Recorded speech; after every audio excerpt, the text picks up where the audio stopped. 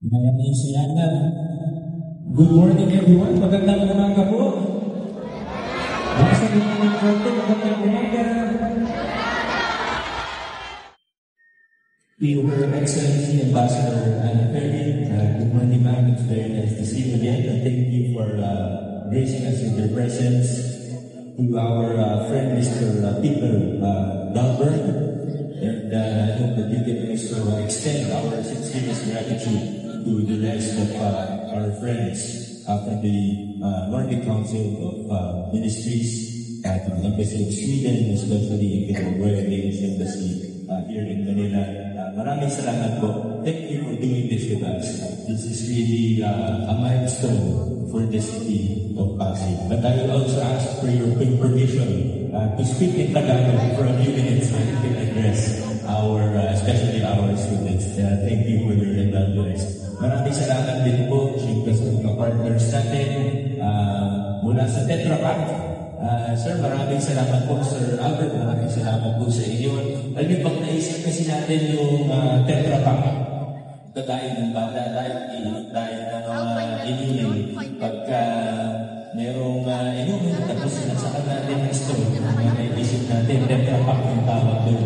Pero ang totoo pala, Tetra Pak ay sila yung unang gumawa ng ganang klaseng karton ng Tetra Pak. Para pala yung Colgate o Kleenex, brand pala yung Tetra Pak at nanggaling sa kanila. Kaya maswerte po tayo na dito sila ngayon at tumutulong sa atin dito sa lungsod ng Pasig. Nasaan po ang mga kasama natin mula sa Pasig Elementary School? Salamat sa pagtanggap sa amin. Welcome sa here this morning. Pero hindi lang po taga-Pasig Elementary kasama natin ngayong umaga. Kasama rin natin ang mga taga-Pinagbuhatan Elementary. Salamat din sa inyo na nakarating po kayo dito. Salamat sa principal, sa mga teachers po natin. Meron pa po tayo mga kasama mula sa Eusebio High School. Natin po sila sa dulo. Nasa mga kasama natin mula sa Pasig City Science High School. And last but not the least, ito po yung mga pinakamainit, pinakamalakas daw sumigaw, ang mga taga-Rizal High School. Hindi nga ako ng yung mga siyempre. Siyempre, magkasalamat ng tayo sa kasama natin mula sa Department of Education, School Division Office of Pasig City. Nandito po natin ang nasa kanina ni Sir Jay, kasama natin sa Sir DJ, si Principal dito. Sa'yo pa rin po ba ito? Nag-example kasi ng lito-lito na ako kung nasa yung mga principal natin. Pagka-memorize ko na po kasi kung nasa yung principal natin, nag-example na po kayo. At si Sir DJ, wala na kayo sa oras mo. Anyway, salamat sa mga kasama sa LGU. I won't mention everyone, hindi ko ba pagpindin ang lahat ng isa-isa. Pero sana nakikita natin yung mga mag-aaral, kayo muna kapausapin doon. Nakikita natin kung gaano ka-importante ang ginagawa natin ngayon. Inimulsan po natin yung programa sa mga multi-embassies natin. Alam mo yung problema natin, maraming problema dahil sa basura, pero siguro mas importante sa pagbaha. Yung malalaking ba, ibang usapan yan. Yung mga nanggagaling sa mundo, dahil sa problema sa ilog, waterways, siguro masasabi natin na dahil yan sa scientific reasons, gaya ng climate change, dahil yan sa corruption, dahil hindi napapagawa ng maayos sa malalaking programa, nakita natin sa balita, kung ano nangyayari. Pangatlo, dahil sa pollution, yung mga discharge mula sa industrial areas na dinidiricho sa ilog, yung pang waterways, yan talaga yan. Pero pag pinag-usapan natin yung pagbaha sa mga eskinita, sa mga looban, sa mga inner roads sa ating lungsod, ay kapag-usapan na po. 90% dahil po sa pagtapon ng basura sa mga kanal natin. Di ba yung mga drainage natin, mayroong mga takip, yung mga manhole covers po natin. Pag tuwing binubuksan araw-araw, umaga, binubuksan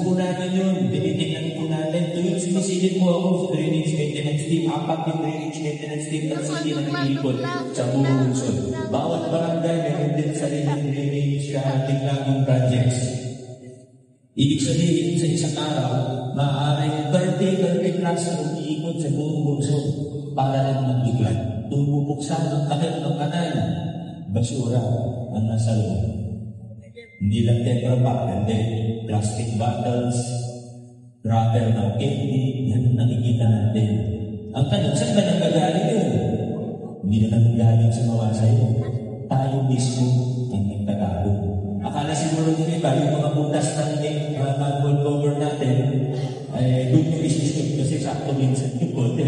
Doon sinushoot yung mga bote ng tubig, ng juice, at iba pa, soft drinks. Kaya sa totoo, oo, malaki ang papel ng gobyerno, kailangan gawin natin ang trabaho natin. Pero ang totoo, kahit anong gawin ng gobyerno, kung hindi makikiisa ang bawat mamamayan, kung hindi tutulong ang bawat isang mamamayan, paulit-ulit na ang problema natin. Kaya bawat isang mamamayan, mayroong responsibilidad. Bawat isang mamamayan, meron tayong bahagi para sa pagpapaganda ng ating lungsod. At kung gusto po natin na makita ang isang mas malinis, mas maayos na lungsod Pasig, simulan natin siguro sa ating mga kabataan, sa ating mga paaralan. Matuto tayo kung paano mag-segregate, kung paano mag-recycle, at sigurado pa po. Malaki na kayo, meron na rin kayong sariling mga anak, sigurado po na mas maayos, mas malinis na ang ating lungsod. At yung mga problema natin ngayon, na may basura sa kanal, sa drainage, pagka panahon nyo na, may mga leader, may mga sariling anak na kayo, hindi na gano'n ang problema, hindi na siya nagiging problema, mas maayos na ito. Kaya, minabutin din natin sa lahat ng LGU, NDFM, yung mga partners natin, na simulan po ito sa ating paaralan, simulan natin sa 5 paaralan ninyo, at kung ipapakita nyo sa akin na successful ang proyekto, gagawin natin sa iba pang paaralan ito, kahit sa private schools, pwede natin ipakilala ito, hanggang sa normal na ito. Behavioral change din po ang pinag-uusapan natin dito. Di ba? Kailangan matutunan natin ang mga bagay na ito.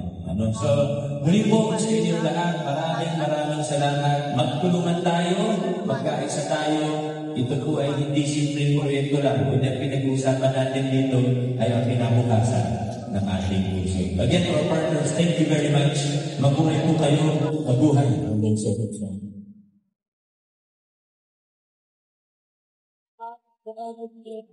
Thank you, Mayor Vico, for the message that shows support in this project.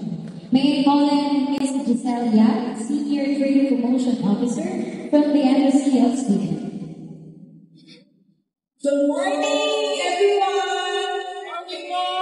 Sila may gusto ng pricing. Okay, so, ngayon, mamimigay kami after ni Ambassador magsalita. So, dapat makinig kayo mabuti, okay? Okay, so I will formally introduce to give their opening message. Let us hear from Her Excellency, Ambassador Anna Ferry from the Embassy of Sweden. Good morning. Good morning, everyone. How are you today? Are you awake? Yes. Did you have a good morning? Good to hear. Good to hear. So you say good morning, you say good morning. So it's almost as in English. And I'm trying to learn Tagalog also. Not very well yet, but magandang umaga. Yeah. So as we heard, this is an event that is hosted by the Nordic countries in Europe. So be attentive. Here's the first question. Let's see if you know that one. So do you know how many the Nordic countries are? How many are the Nordic countries? Does anyone know? No. Anyone? Yes.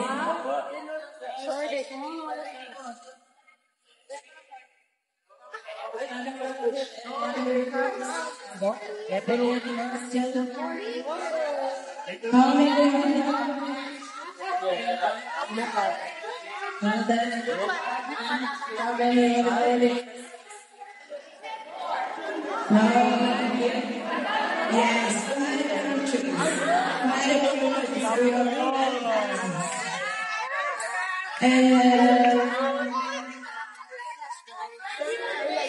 and do you know the name of the countries? Can anyone say the name of the countries?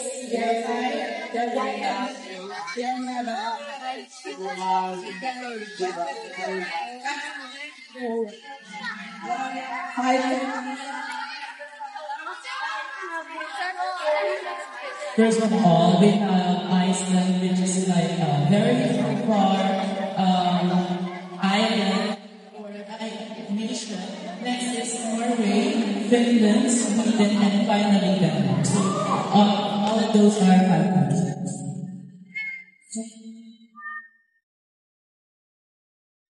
Here's the map. Here's the right answer. Very good.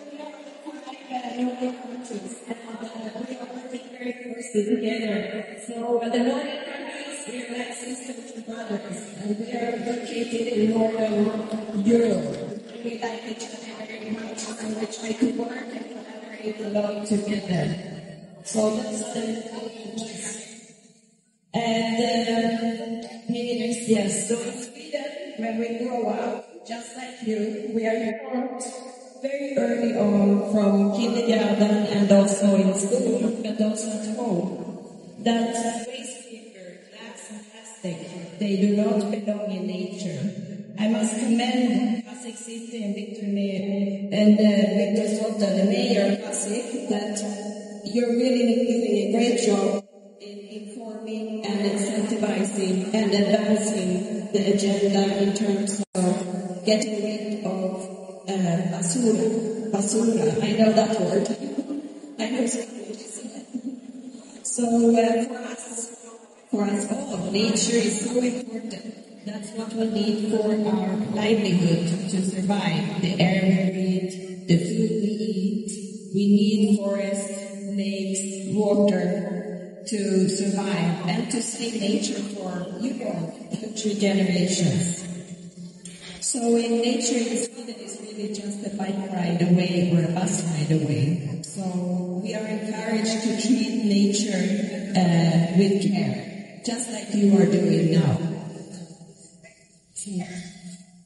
So there are non-profit organizations in Sweden like Keep Sweden Tidy. So people go around and pick up litter.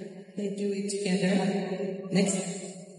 And we have also a Nordic initiative that is called Nordic Coastal Cleanup Day. So all the children and adults in the Nordic countries, we jointly one day a year, we go together and clean up our coastlines. Because just like the Philippines, we have a long coastline and a lot of islands. And have you ever heard of something called logging? Logging. So the word logging, it comes from 2 words. It comes from the word locka, which is Swedish for pickup, and jogging. So combined together, it makes logging. And that is an idea that a gentleman in Sweden had for almost a decade ago, 10 years ago in Sweden, that you actually can jog around and then you pick up basura. So you will get more fit because you're not only jogging, but you're also picking up basura. And that will also help clean up nature. So jogging is something that you might want to consider also. And I really hope that this is an example of the recycling stations we have in Sweden, and where kids and families, they will bring their trash to them. So you can do like the children in Sweden, in the Nordics. They are taught very early on to separate the trash. Like Victor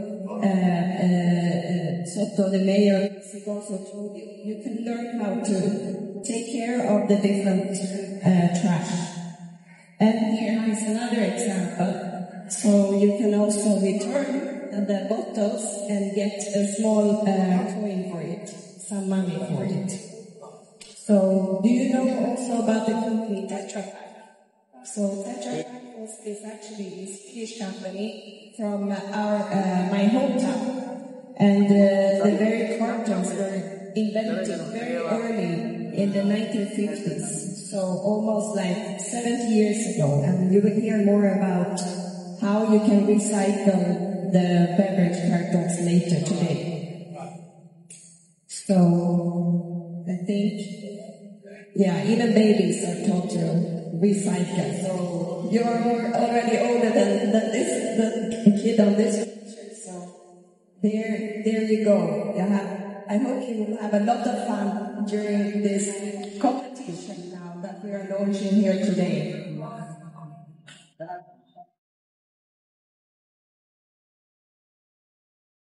Okay, nakikinig ba kayo? Nakikinig ba kayo? Okay, so first question. Ready na? Ready? What is the new word invented in Sweden which means jogging while picking up trash? Let's give chance to others. Kasi meron na kayo eh. Sige. Very good, Lucky! Okay,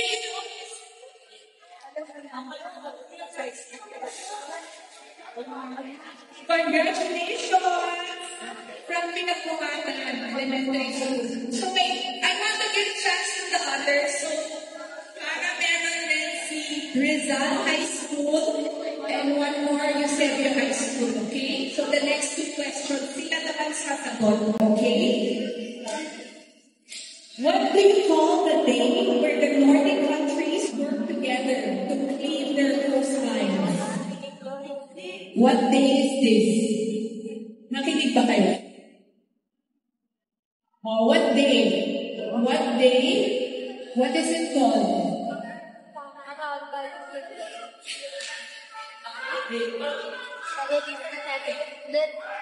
Sige, that's Eusebio High School. Nordic Day. Kulang. Nordic ano? Meron from Rizal High School. Rizal High School. Come on, you try. Walang mawawala kung nag-try, di ba? Try lang po. Nordic Coastal Cleanup. Let the prize. Congratulations.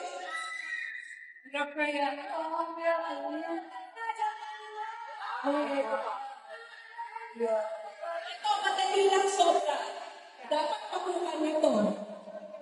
Bigay natin sa kanila. Okay. In which country did the very first Tetra Pak carton be invented? Which country? Sweden.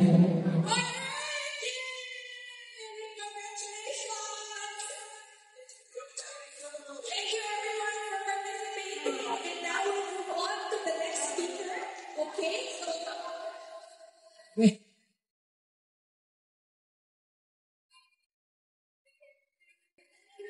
so as we heard from Swedish Ambassador Anna Ferry, Tetra Pak is a world-leading food processing and packaging solutions company. So working closely with their customers and suppliers, they provide safe, innovative, and environmentally sound products that each day meets the needs of hundreds of millions of countries around the world, including the Philippines. So to tell us more about this is Mr. Albert Delfonso, Site Manager for Tetra Pak Philippines.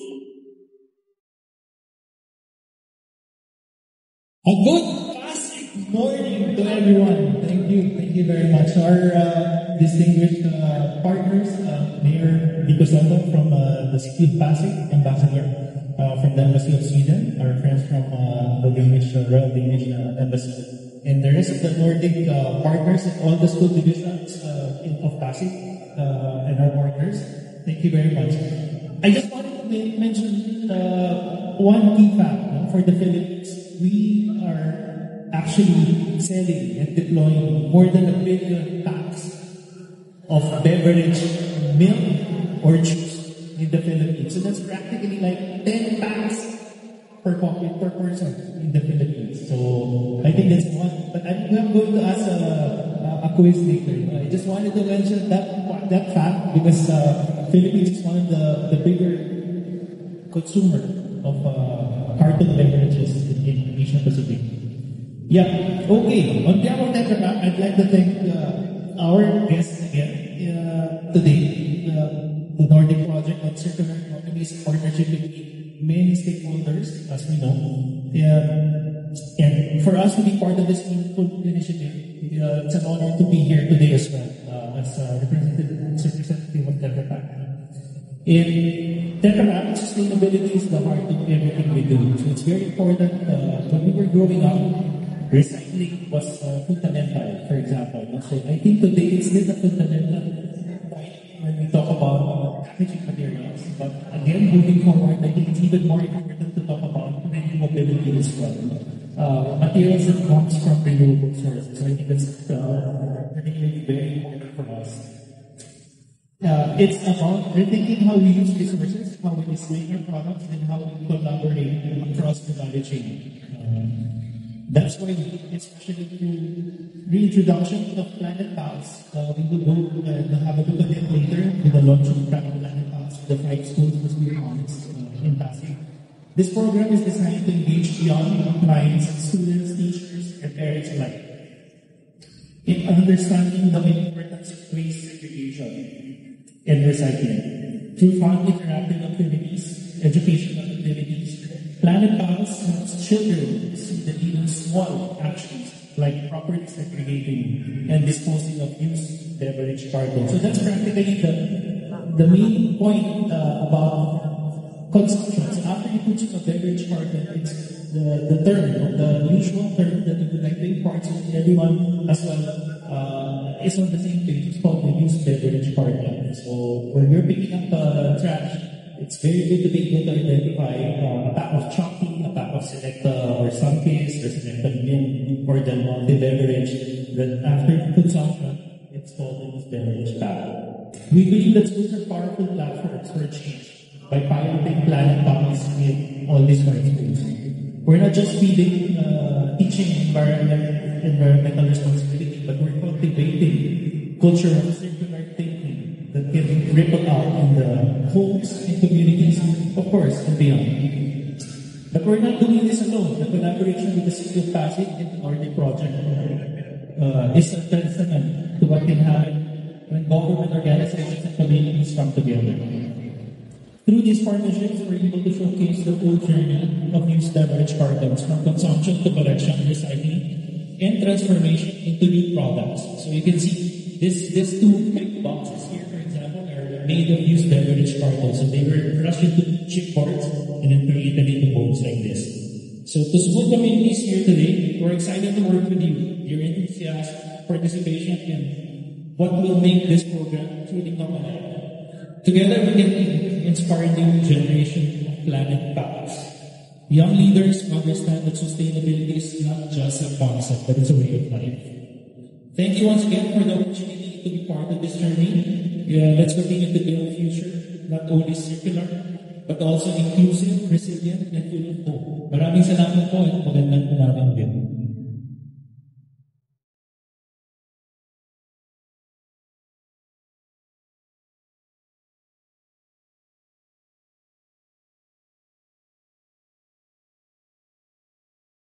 Thank you, Mr. Albert Del Ponso. So for the next part of the program, but before anything else, I just want to acknowledge the Chief of Staff from Councilor Pico Dostia, Chairperson Committee on Environmental Protection, Mr. Joshua Olarde. Yes, po, sir. Rata po, sir. So for the next part of the program is the ceremonial drop-off, UBCs, and launch of Nordic Waste Classification in Schools of Cocoa, together with Embassy of Sweden, Royal Danish Embassy, Tetra Pak, Flying Tiger Copenhagen, Solid Waste Management Office, and school representatives.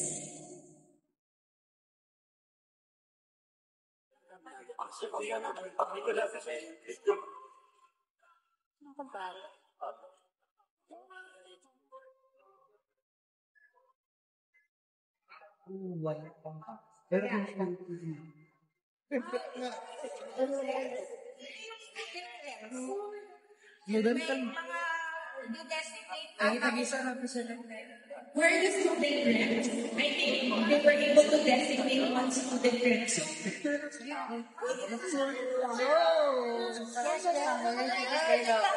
So, tuturo namin kung paano i-flatten. We'll teach them how to... Okay, Kathy, would you like to teach them or... Hindi pa pala nakaka-flatten na. Sige, sige. Sino yung student rep? Dito rin kayo. Sa harap. Isa lang sa inyo, Ben. Sige, sige. Dito ka cute. Sige lang, isa lang. Parang cute. Diba? Tapos may mga adults dito. So,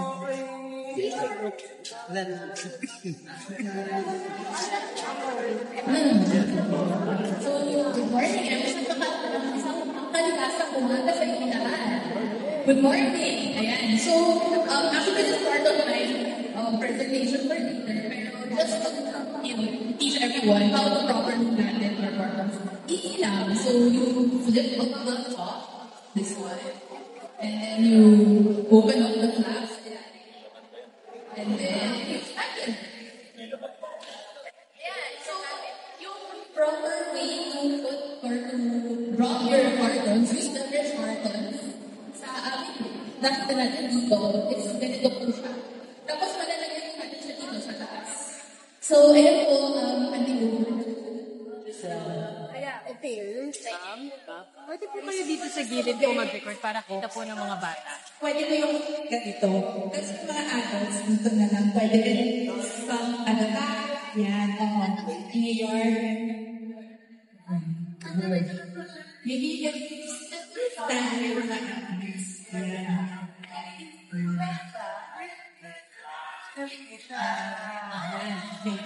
Okay, kids, dito sa front, okay? Look to the photo up. Yeah, okay. Smile! Cheese!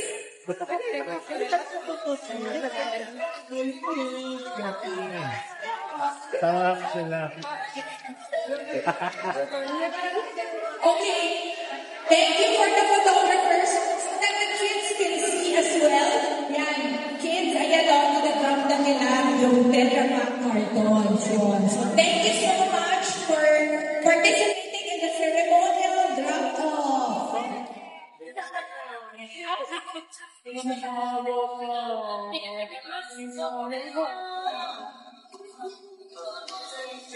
Okay, so to tell us more about how to recycle the Tetra Pak cartons, I'd like to call on stage Miss Catherine Chua, Sustainability Manager of Tetra Pak Philippines. Round of applause, please. Hi! Ako po ang pag-interview dito. So, again, isang makakalinas sa umaga sa inyong lahat. Okay naman? Wala ba kayo energy today? Di ba excited? So, again, isang makakalinas sa umaga sa inyong lahat. I hope that you're learning a lot here and I hope that you're very excited sa ating programa na i-launch nga ngayong umaga. So, to tell you more about yung ating programa nito, let me go through some introductory slides. So, gusto ko muna tanongin sa inyo. Ito ba na nasa screen? Familiar ba sa inyo to? Okay. Sino ba hindi mo pinapagalas? Taas naman eh. And juice, taas naman. So, makinig ito ang very happy about today, di ba? So, you may be wondering, kapag ako natin inumin itong mga ating baon ng gatas or juice, ano ba yung gagawin natin sa ating packaging? Tatapon na lang ba natin kung saan-saan? Hindi. Correct. Hindi. Yan ang tatapon kung saan-saan.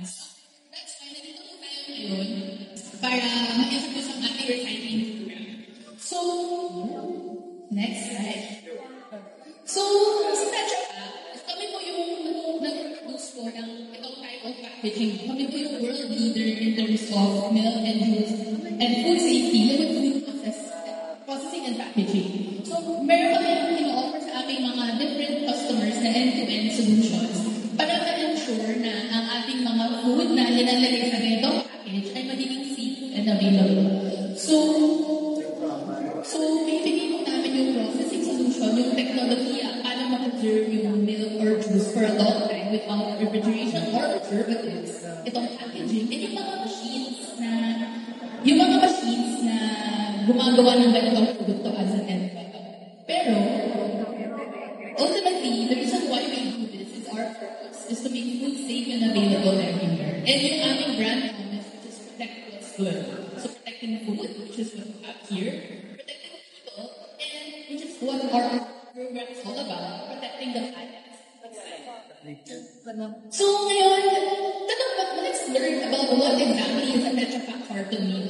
So mga bata, nakapasok na po ba kayo sa ating malaking castle dyan? Yung mga iba, oo, yung mga iba, hindi. So yung mga hindi, pwede nyo bisitahin later, no? Pero I don't know for those na nakapagpasok na sa loob ng ating malaking castle. Kung napansin nyo, yung malaking ganito sa loob. Kasi pag nakita nyo yung layer sa loob, yung pinakamalaking part is made out of paper. So Tetra Pak cartons are 7% on average made out of paper. Pero kung nakita natin na yung ating pinabahod na cartons, may plastic and may aluminum.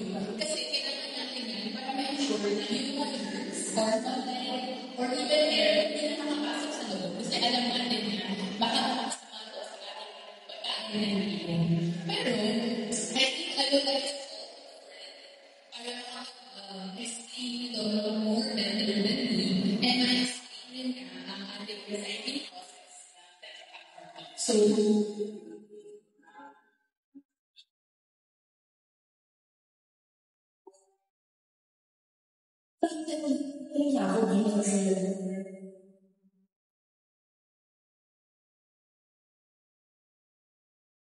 Hi, ako isang news beverage tayo.